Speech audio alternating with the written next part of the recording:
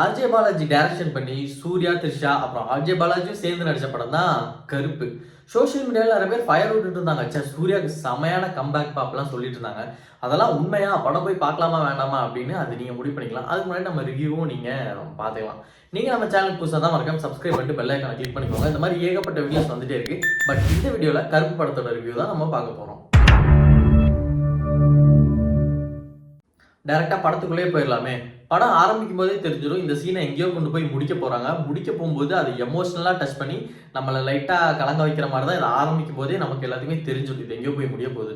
But அதை எப்படி travel பண்ணி கொண்டு போறாங்க, முடியும் போது நமக்கு வந்து அது எமோஷனலா நிஜமாவே ஒர்க் அவுட் ஆச்சா இல்லை அப்படின்றது ஒவ்வொரு ஆடியன்ஸ் அவங்களோட மனநிலையை பொறுத்து. பட் அது ஒர்க் அவுட் ஆகி அதுக்கப்புறம் அங்கேருந்து படம் எப்படி கேரி ஓவர் ஆகுது அப்படின்றது தான் அந்த 2.5 மணி நேரம் 3 மணி நேரம்.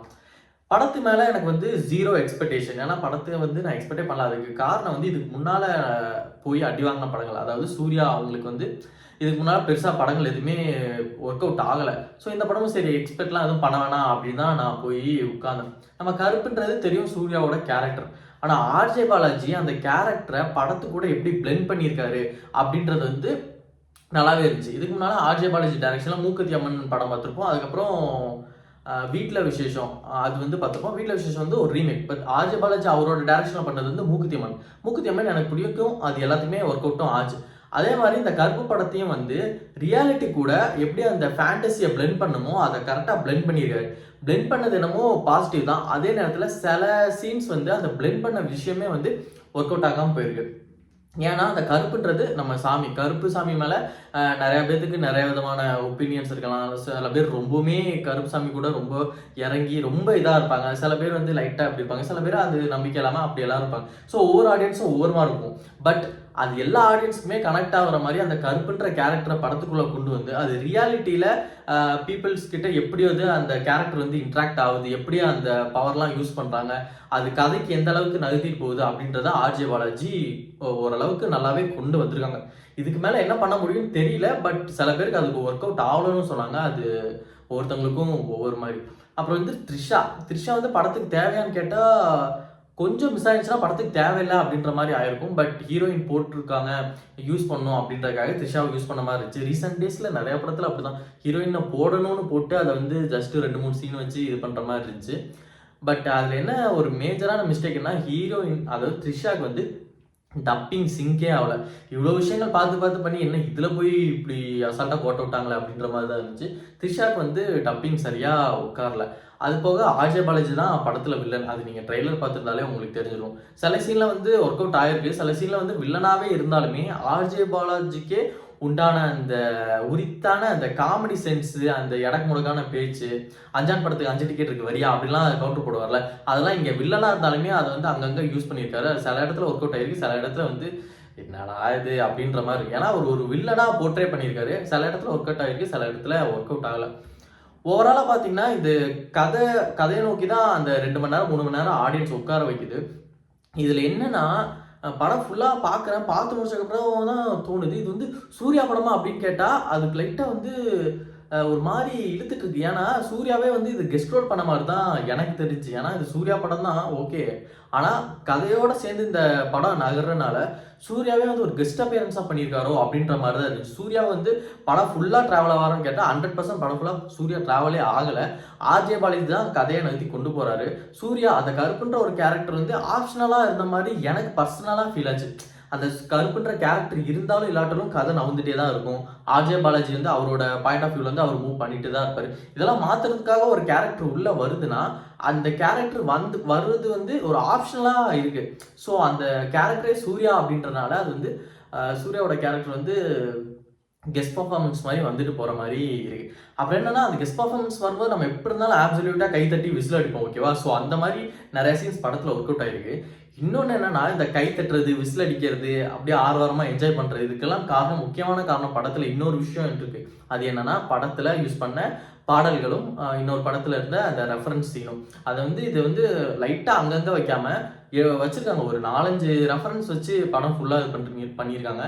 அது போக இன்னொன்று நான் ரிவீல் பண்ணல, முக்கியமாக ஒரு சீனையே இன்னொரு படத்துல இருந்து தூக்கி வச்சு அதை அப்படியே அப்ரப்டாக யூஸ் பண்ணி கட் பண்ணி தூக்கி வீசியிருக்காங்க ரெஃபரன்ஸாக.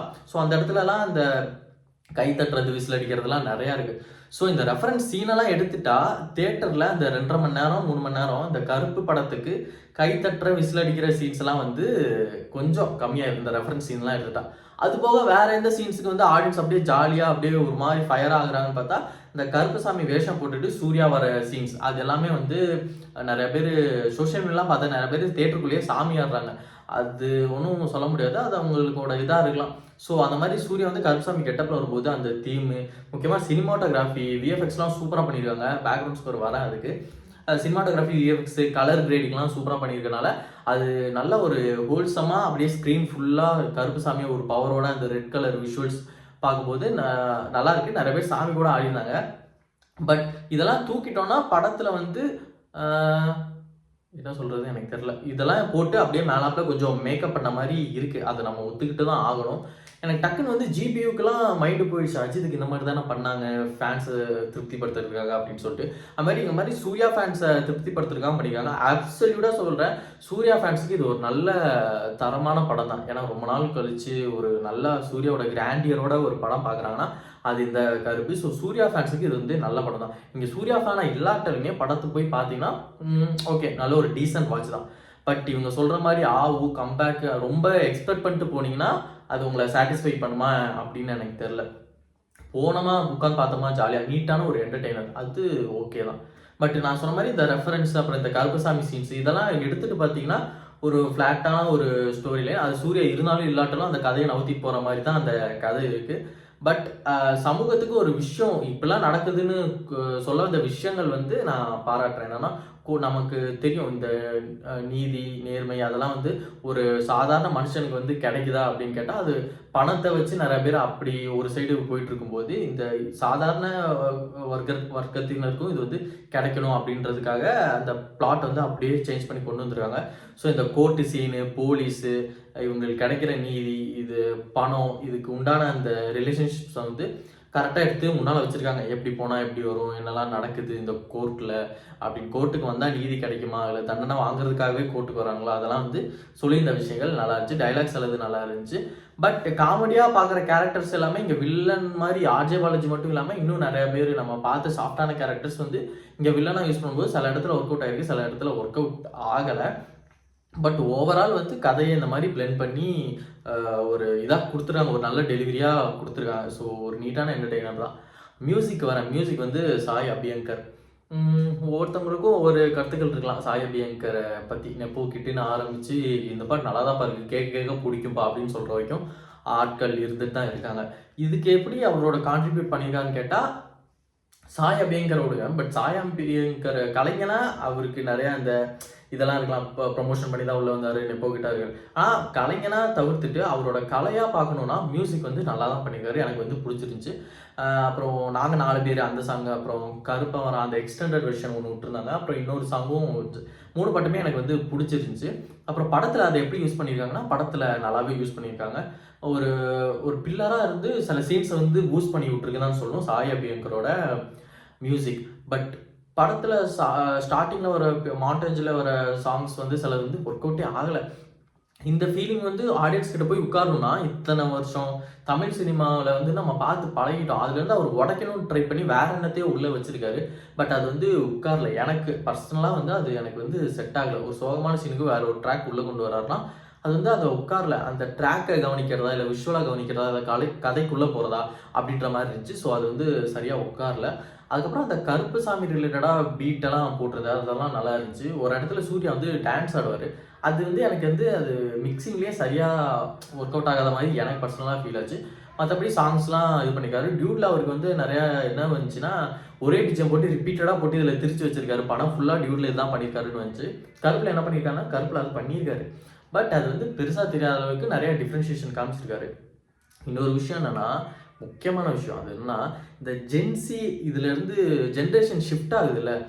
நம்ம வந்து சாப்பிட்ற சாப்பாடு மாற்றுறோம், பேசுகிற ஸ்லாங் மாற்றுறோம், ட்ரெஸ்ஸிங் சென்ஸு, நம்மளோட ஸ்டைலு, அப்புறம் நம்ம யூஸ் பண்ணுற கேட்ஜெட்ஸு, நம்ம இருக்கிற இடம், யூஸ் பண்ணுற வெஹிக்கிள் எல்லாமே இந்த ஜென்ரேஷன் ஷிஃப்டில் மாறுற ஒன்று தான். ஆனால் இங்கே என்னன்னா மியூசிக்கும் அதில் வந்து ஒரு பெரிய இது இல்லை. மியூசிக்குமே மாறுது ஜென்ரேஷன் ஷிஃப்ட் ஆகும்போது. ஆனால் இந்த சாமி, அந்த பாரம்பரியம், இந்த தாலி, டியூடுக்கே வந்து அந்த தாலியை வச்சு விளாண்டது அந்த ஜென்ரேஷன் ஷிஃப்ட்னால இவங்க பண்ண வேலைகள்னு சில இதெல்லாம் வந்துச்சு. அதே மாதிரி இங்கே மியூசிக்கில் என்ன அது டச் பண்ணியிருக்காங்கன்னு எனக்கு பர்சனலாக ஃபீல் ஆச்சுன்னா, கருப்புசாமின்றது சாமி இன்னுமே வந்து கிராமப்புறங்களில் வந்து காவல் தெய்வமாக வந்து கிராமப்புறங்களில் மட்டும் இல்லை, நகரம் இனிமே நிறைய ஊர்களில் இந்த காவல் தெய்வமாக இருந்து கருப்புசாமியை வந்து அவ்வளோ பெருசாக வழிபட்டுட்டு இருக்காங்க. கருப்புசாமினாலே உங்களுக்கு மியூசிக்னா, கருப்புசாமிக்கு ஒரு மியூசிக் போடுப்பா அப்படின்னா என்ன போடுவீங்க? இந்த தாரை, தம்பட்டை அந்த மாதிரி பீட்ஸ், ட்ரம் பீட்ஸ் தான் நம்ம மோஸ்ட்லி யூஸ் பண்ணுவோம் தெரியுமா? இங்கேயும் சாயர்லிங்கர் அதான் பண்ணியிருக்காரு. ஆனால் முக்கியமான விஷயம் என்னன்னா, இடையில ரேப்பை கொண்டு போய் திணிச்சிருக்காரு. காட் மோடுன்னு ஒரு சாங் இருக்கும் கருப்பில், அது வந்து தனியாக வச்சுருக்காங்க, டான்ஸு அதெல்லாம் ஓகே. ஆனால் இந்த கருப்புசாமி ரிலேட்டடாக ஒரு பீட் வந்துட்டு இருக்கும்போது அந்த லோக்கல் டம்டியெல்லாம் அடிக்கிறாங்க, அது கூட சேர்ந்து ரேப்பை உள்ள சொல்கிறாரு காட் மோடுங்க. ஏங்க கருப்புசாமி வந்துட்டு இருக்காரா, என்னடா பண்ணிருக்கீங்க, ரேப்பை உள்ள சொல்லி வச்சுருக்கீங்க, இங்கிலீஷ் வேர்டெல்லாம் போட்டிருக்காங்க. ஓ இதான் வந்து ஜென்ரேஷன் ஷிஃப்ட்னா இப்படிலாம் கூட பண்ணலாமா, சாமி விஷயத்தில் இப்படிலாம் பண்ணலாமா? சரி, எண்ட் ஆஃப் த டே இது என்னதான் இருந்தாலும் ஒரு என்டர்டெய்னர். அதே நேரத்தில் அந்த பீப்புளோட நம்பிக்கை இன்னுமே வந்து கிராமப்புறங்களில் நம்ம போய் பெரியவங்க கிட்டலாம் பேசினா தெரியும், அவ்வளோ மதிப்பு, அவ்வளோ பயபக்தி எல்லாமே இருக்கும். இங்கே வந்து அந்த பயபக்தி, நான் எக்ஸாம்பிள் அகைன் டியூடவே சொல்கிறேன், அந்த தாலினா ஒரு எவ்வளோ ஒரு எமோஷனல் இருக்கும், அதை அசால்ட்டாக கழட்டி வீசி அதிலே விளாண்டுருப்பாங்க. அதே மாதிரி சாயபிங்கிறனால சொல்கிறேன், இங்கே அதே மாதிரி கருப்புசாமி வராங்க கூட இடையில பீட்டு ரேப்பெல்லாம் சொல்லி வந்து அது ஸ்டைலாக மாற்றுறாங்க. கருப்புசாமி காட் இஸ் தேர் அப்படி இங்கிலீஷ் வேர்ட்லாம் யூஸ் பண்ணி அதை ஸ்டைலாக மாற்றும் போது தியேட்டரில் பார்த்தா தான் நான் சொல்கிறேன், சில ஆடியன்ஸுக்கு வந்து அது பிடிக்கல, உண்மையிலுமே பிடிக்கல. ஆனால் சில ஆடியன்ஸ் வந்து சூர்யாவோட இதுக்கு அந்த ரெஃபரன்ஸுக்குலாம் வந்து எஞ்சி தெரிக்க விட்டுட்டு இருந்தாங்க, கம்பேக்டா அப்படின்னு சொல்லிட்டு. இவ்வளோதான் படம். ஓவரால் ஓகே, நீங்கள் போய் பார்த்தீங்கன்னா ஒரு டீசெண்டான ஒரு என்டர்டெய்னராக இருக்கும். மற்றபடி கம்பேக், ஃபயரு அப்படிலாம் சொல்கிறேன்னா அது ஒவ்வொருத்தவங்களுக்கும் ஒவ்வொரு மாதிரி. இன்னொரு விஷயம் என்னென்னா, இது வந்து ஆர்ஜே பாலாஜி வந்து விஜய்க்கு வந்து அப்ரோச் பண்ணியிருக்காரு இந்த ஒன்லைனை. விஜய் வந்து இந்த காரணங்கள் அரசியல், சாரி விஜய்னு சொல்லக்கூடாது, மாண்புமிகு முதலமைச்சர் விஜய் அவர்கள் வந்து நடிகராக இருக்கும்போது ஆர்ஜே பாலாஜி இந்த கதையை அப்ரோச் பண்ணியிருக்காரு விஜய் கிட்ட. பஃப்லாம் அப்படி தான் வந்துச்சு. ஸோ விஜயால் அது வந்து பண்ண முடியல, ஏன்னா அவரும் நடிக்கிறதை நிறுத்திட்டேன் அப்படின்ற மாதிரி சொல்கிறார்ல. பட் இது சூர்யாவுக்கு வந்திருக்கு, சூர்யாவுக்கு ஏற்ற மாதிரி ஆல்டர்லாம் பண்ணியிருக்காங்க.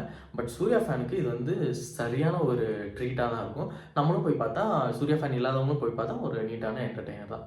ஓகே, நீங்கள் நம்ம சேனலுக்கு புதுசாக தான் மறக்காமல் சப்ஸ்கிரைப் பண்ணிட்டு பெல் ஐக்கானை கிளிக் பண்ணிக்கோங்க. அது மட்டும் இல்லாமல் இந்த படத்தை பற்றி பேசி, ஜஸ்ட் அந்த பாட்டை பற்றி பேசு அப்படின்னு எவ்வளோ பழசாக இருந்தாலும் சரி, எவ்வளோ புதுசாக இருந்தாலும் சரி, மறக்காமல் நீங்கள் கமெண்ட் பண்ணிங்கன்னா கண்டிப்பாக அதை பற்றி நான் வீடியோ உங்களுக்காக கொண்டு வருவேன். ஸோ நெக்ஸ்ட் வீடியோவில் பார்க்கலாம். until then bye bye from AGS.